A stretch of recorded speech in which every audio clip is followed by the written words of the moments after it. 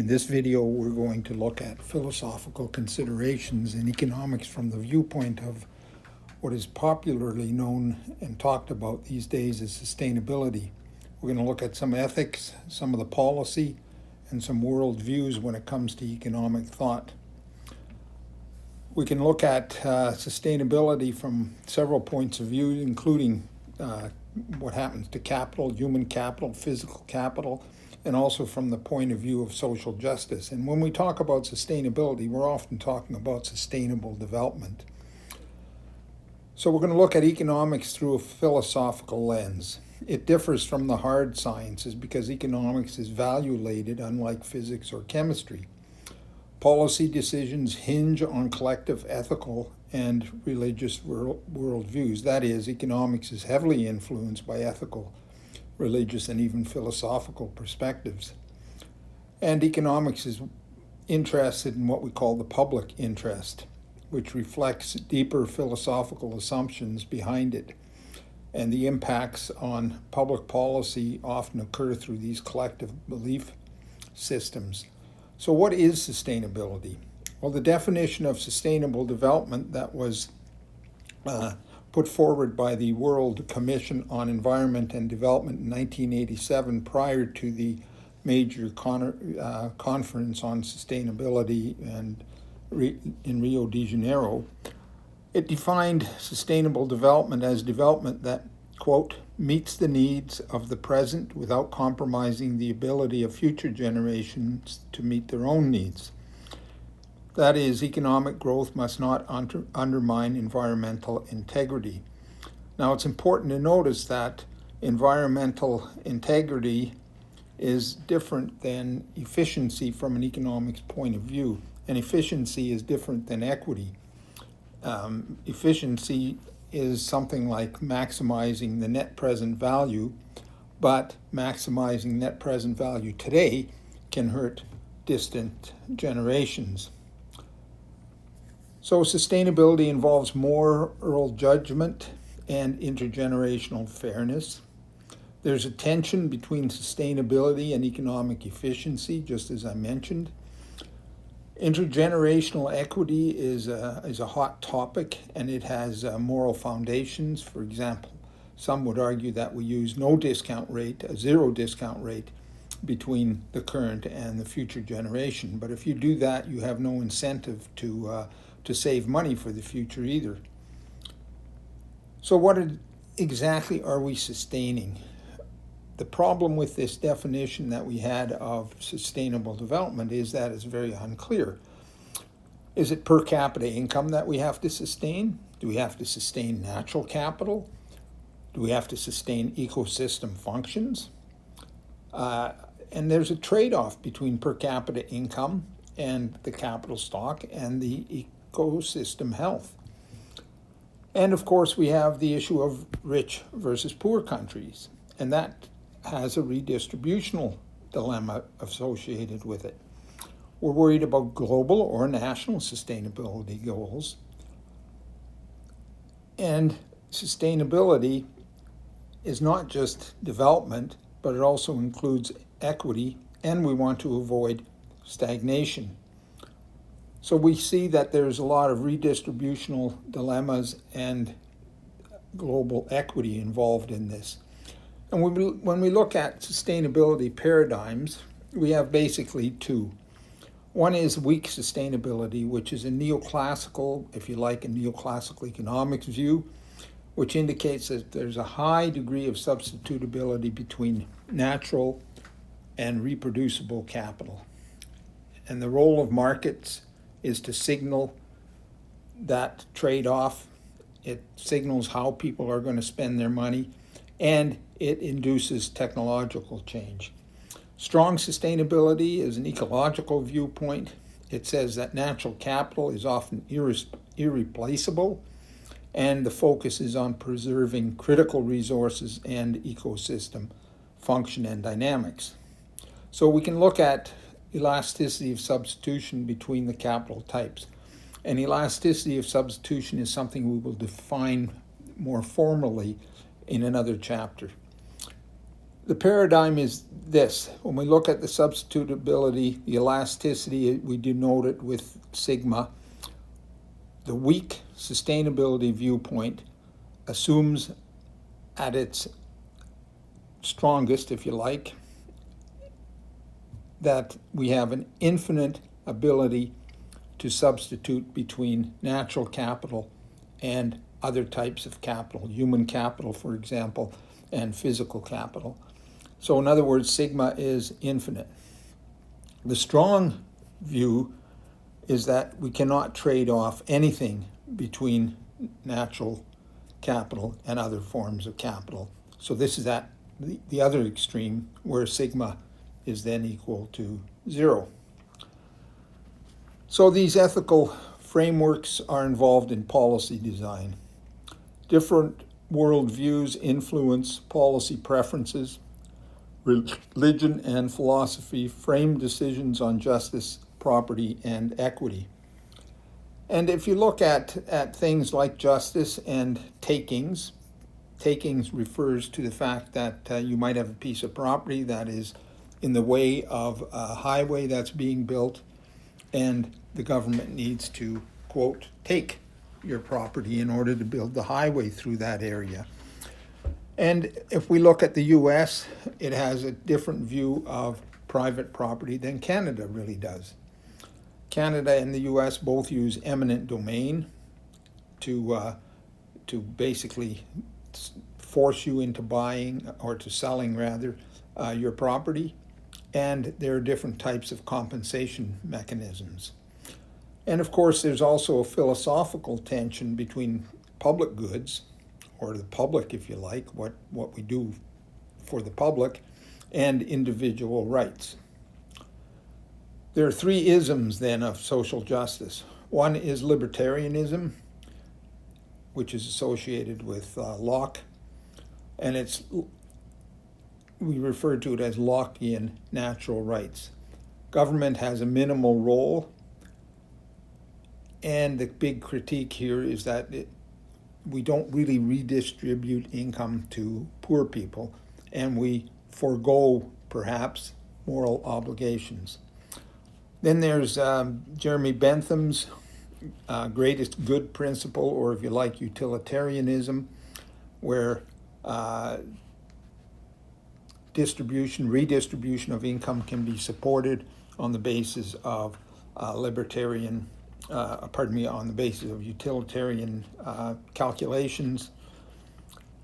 It underplays the intention and production of equity, right? In other words, if you find that you should be redistributing income to the poor, doing so might at one point mean that your total or aggregate income is reduced as a result. Then there's contractarianism, which is basically associated with Rawls and Gautier. They look at philosophically what the original position would be if you were under the veil of ignorance. In other words, you don't know what generation you're going to be born into and what status you're going to be born into. And the attempt is to balance liberty and equity. Cost-benefit analysis, as we will see in Chapter 5, is also involved with ethics. All right, its foundation is utilitarian.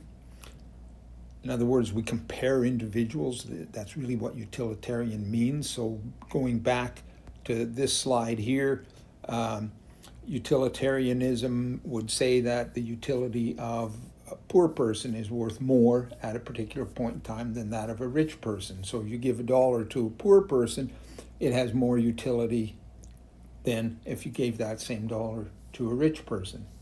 And if you sum up these utilities, you'd come to the conclusion that you'd redistribute income from the rich to the poor. Cost-benefit analysis is human-centered, or what we like to say, anthropocentric. Its valuation is human-centered. In other words, we don't count the value of horses or bears or anything like that. We don't count what they would think about it, because it seems unreasonable to do so. There are debates on valuing biodiversity and intrinsic worth. How do we value that, but any valuation, of course, is from a human perspective. The critiques of cost-benefit analysis are then its utilitarian bias. It has myopic preferences. It's very complex to get values on ecosystems. There's the issue of discounting and future generations. So a low discount rate means that you favor future generations more than if you use a high discount rate. And then there are always these practical and inclusive issues about what you should and can't value and put into a monetary framework. Intergenerational equity, as I mentioned, is important, and it's affected by discounting. Determining the type of capital to leave behind is a big issue. Should we leave natural capital, human-made capital, in other words, and human capital meaning knowledge? So natural capital, physical capital, and knowledge. There are debates over the correct discount rate. Should it be a low rate, a high rate, and if a low rate, what rate? And we're going to look at that as well in a future chapter. And there's investment trade-off between the present and the future generation. This is where religion and environmental ethics come in. So we have the Judeo-Christian stewardship point of view, and we compare that, or it's in contrast to, the spiritual nature worship. All right, so basically what we have in terms of theology, monism, which means that everything is the same. In other words, God exists in the environment, in plants, in animals, and so on, versus the Christian point of view, the Judeo-Christian point of view, that God is above this. So perhaps we call that twoism. Then there are the Eastern views of karma, reincarnation, and the unity of life, which is more like monism. And there's the Native American and Romantic movements that talk about the harmony that we have with nature. And then, of course, the economics viewpoint sort of walks this fine line. It's pragmatic, let's say, and it requires or uses anthropogenic valuation, this anthropocentric valuation. Then we have the issue of science versus advocacy. The complexity of climate change debates is simply something. This 97% of scientists argue that climate change is dangerous and is happening. And is it really 97%? That's going to be touched upon, I believe, in chapter 7 or 8. Then there's the role of bias, uncertainty, and professional judgment, risk assessments, and perception pitfalls. We're going to look at that in the chapter on risk and uncertainty. I believe that's chapter 11. And then scientists are not always objective. They're sometimes advocates, and then that becomes a tension between the science and their objectivity and their advocacy. And of course, there's the freedom versus socialism, which you find in the writings of Milton Friedman, for example. Freedom enables innovation, choice, and voluntary cooperation. Socialism often requires centralized control and redistribution of the assets and the means of production. Historical examples show that socialism tends towards coercion.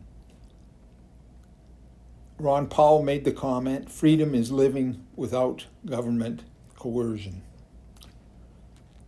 What about government intervention and coercion?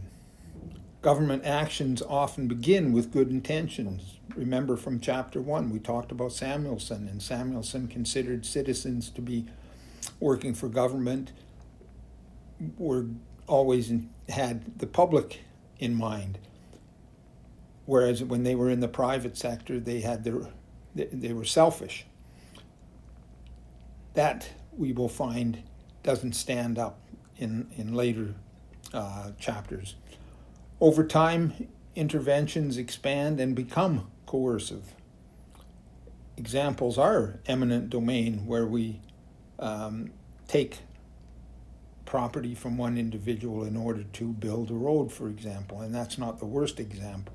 There are examples where we take property from individuals because they don't protect an endangered species, for example. And we often get regulatory overreach where the government won't even allow you to build or add to your house or do something even within your house without getting involved in regulating it. Coercion is the default when freedom is not prioritized. Now, this interesting table that covers 2 slides, talks about the differences between the neoclassical or economic view and the ecological views of sustainability. So when we look at economists, they focus on what happens at the margin, because it's at the margin that decisions are made. The scale of the economy relative to the resource base is irrelevant.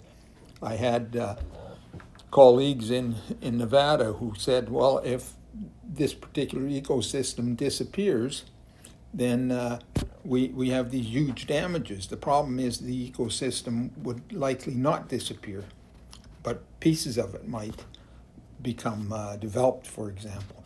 It's the same thing when we talk about British Columbia and the old growth forests. We have 3 million hectares of old growth forest. The issue is never one of let's cut them all down at once. Rather, should we be harvesting 10 hectares, for example? It's a marginal decision. In ecology, the ecological standpoint is on large ecosystems and possibilities for irreversibility. There are scale effects, and certain triggers could set in motion large-scale ecosystem processes that result in irreversible loss in ecosystem functioning. Number 2 is that economists employ steady-state models that assume equilibrium, whereas models in ecology focus on resilience and non-equilibrium dynamics. The value system is employed, or the value system employed in economics is utilitarian, as we've already seen. A value system in ecology must come from outside ecology, as it doesn't have its own. Monetary values are used by economists to measure values even when it comes to changes in environmental quality. Monetary valuation is generally opposed by ecologists, especially as it is applied to decisions affecting threatened large-scale ecosystem productivity. Although there have been increasing comments or arguments by ecologists based on studies economists have done where they've assumed the collapse of entire system and tried to evaluate that. And those numbers can get very large, but they're really irrelevant because they're not from a marginal point of view, they're from a total system collapse point of view. Number 5 is prices play an important role signaling scarcity in economics, and as a result, scarcity encourages substitution and technological innovation. So higher prices lead to technological innovation. And it's technology that is one of these unknowns that affect us continually as we go down the road, so to speak. While technology is unpredictable and difficult to measure, it's been shown to be a powerful factor in the past and will continue in that role in the future. Think of artificial intelligence, for example, which will be discussed, or which we have discussed in Chapter 1, but we'll look again at it in Chapter 12. The ecologists don't like and don't accept the role of prices, and technological change itself is downplayed. Prices are not thought to reflect reality because of the existence of what we call externalities, or what earlier economists called neighborhood effects. Technological change is unpredictable and unreliable for solving future problems.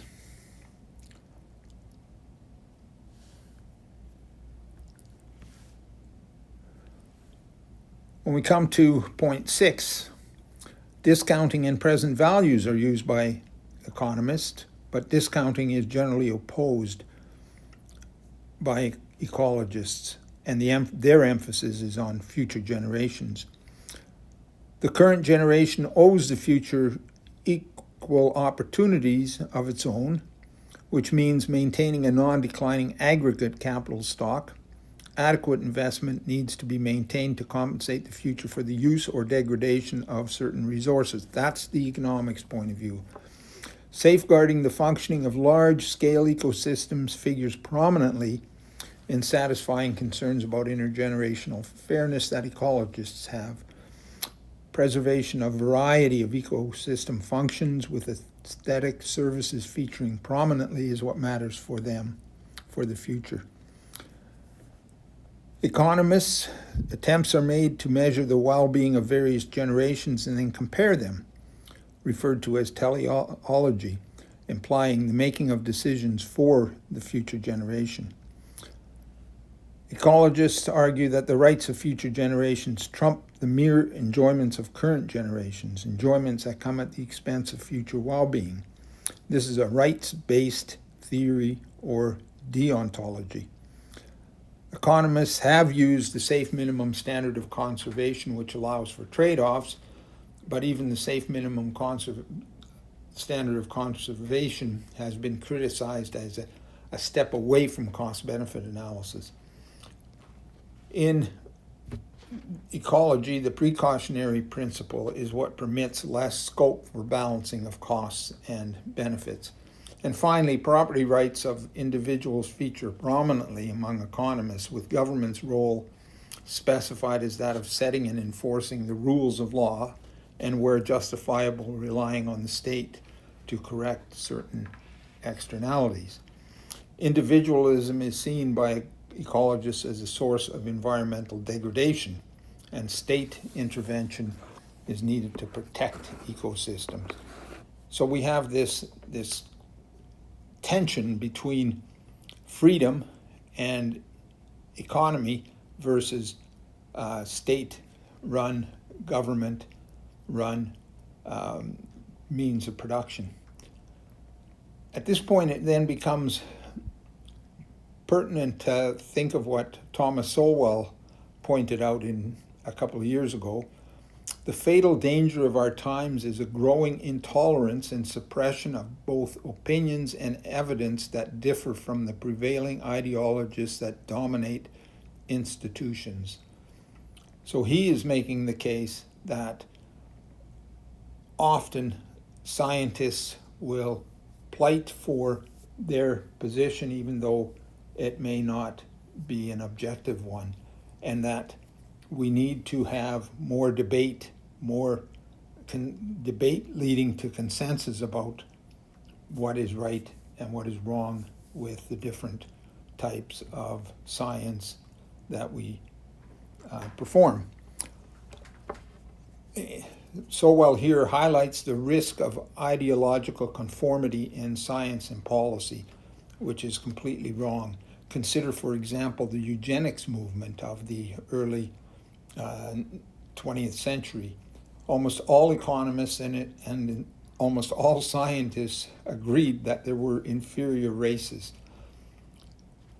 It was not based on science. In fact, science soon showed that this was an error.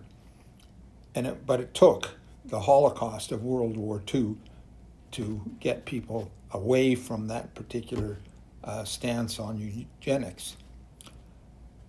So Sowell warns against intellectual overreach, and he warns against the suppression of dissent.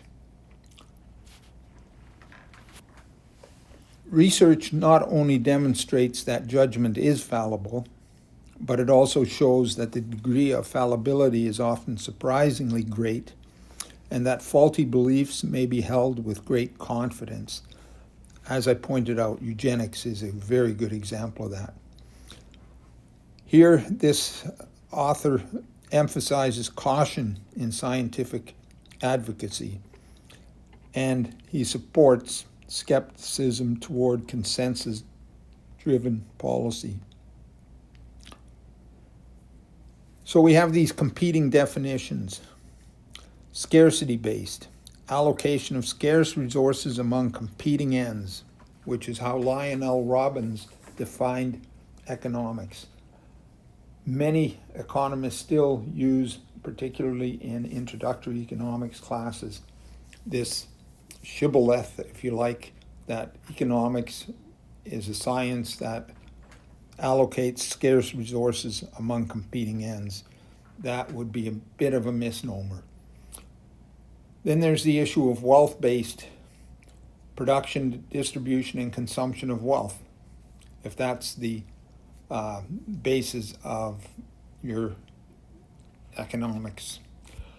And then there's the welfare-based point of view, which is maximizing social well-being.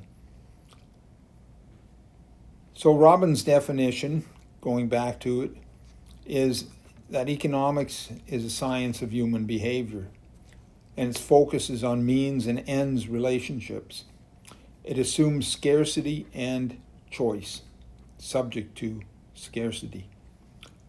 Positive economics is descriptive and explanatory. It seeks objective truth about economic phenomena. It is interested in what is rather than what ought to be. Normative economics, on the other hand, is prescriptive and value-laden. It is concerned with what ought to be. In other words, it's concerned with policy recommendations, and it requires an ethical framework. Then we have the role of assumptions. Simplify complex reality. That's what assumptions do. They simplify complex reality. But they enable modeling and prediction. Often they're unrealistic assumptions. Often the models that we use are unrealistic, but they're analytically useful. They sometimes give very good insights, but they should not be relied upon. No model should be relied upon, but it needs to be tested against evidence. So what types of assumptions are there in economics? Well, there are behavioral assumptions. Example, we assume that individuals are rational and that they pursue their own interest. Technical assumptions, for example, production functions. These are mathematical relationships between inputs and output. We assume certain market structures. Again, a technical issue. Institutional assumptions related to legal system. What system are we operating in? What is allowed and not allowed? Who owns the properties? Who has the property rights? Then there's an issue of social phenomena. Are they explained via individual actions? This contrasts with holistic or structural approaches, and it assumes that actors have goals, preferences, and that they operate within given constraints. So economic rationality is consistent with a preference ordering. So in other words, we assume that people have a preference for certain combinations of goods, certain baskets of goods. We assume that people maximize utility subject to constraints. And we assume that economic actors have perfect information, although that assumption is often relaxed. So we have different views. Herbert Simon talked about bounded rationality. In other words, people could not make decisions quite often because there was just too much information. They made decisions based on the information they had, and sometimes that information was inadequate or it was simply wrong. Then there were limits based on cognitive biases. So people had a bias towards a certain thing. And there's a very interesting literature by Daniel Kahneman on that, along with his colleague Amos Tversky. Kahneman won a Nobel Prize. Tversky would have won it as well, but he had passed away. And one of his best books, Daniel Kahneman, is Thinking, fast and slow, and it's well worth reading. And then social norms and identity influence are important when it comes to rationality. So what is the purpose of our economic models then? Well, they represent a simplified reality. They can be used to test hypotheses, and they can predict economic outcomes. And often they can do a very good job of predicting such outcomes. But there have been problems. They're oversimplified. They often ignore the institutional and cultural context. And there's the risk of policy misapplication. In other words, when the economic model tells you what policy to implement, it could be the wrong policy. Economics is not value-free. It does have value judgments. The choice of goals, distributional priorities, are choices that economists make when they model things. And there are embedded in economics certain ethical assumptions. The positive normative interaction, empirical facts inform values, and values influence research questions. So in summary, we find that economics blends positive and normative elements. Assumptions are crucial but must be scrutinized. Models are tools, not reality. And ethical reflection is essential in economics. So what are the final takeaways? Economics doesn't hold all the answers, but it is essential. Ethics, religion, and philosophy shape sustainability choices. Government roles must be scrutinized. Poor policies can undermine equity and the environment. And the economist's toolkit offers clarity, but not moral direction.